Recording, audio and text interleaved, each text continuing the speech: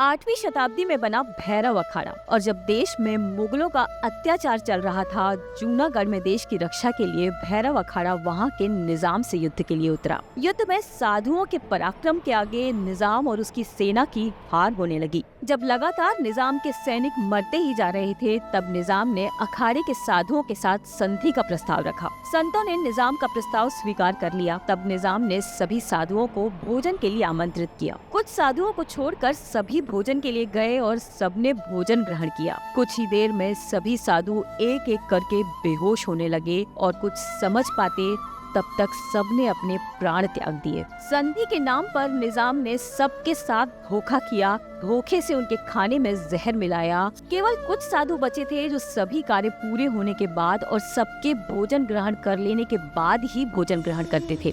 जब उन साधुओं को निजाम की षड्यंत्र का पता चला तो वे भागकर फौरन दूसरे अखाड़ों में पहुंचे। जल्दी ही सारे अखाड़ों में भैरव अखाड़े के साथ हुए षड्यंत्र की खबर पहुंच गई। गुजराती भाषा में जूना का अर्थ होता है पुराना, और जो सन्यासी जूनागढ़ के निजाम के षड्यंत्र से बच गए थे उन्हें जूना अखाड़े के सन्यासी कहा जाने लगा।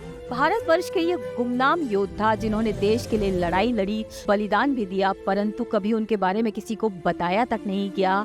परमवीर चक्र और इस तरह के कोई भी सम्मान तो बहुत दूर की बात है। जय जय जरूर लिखिए और कहिए राधे राधे।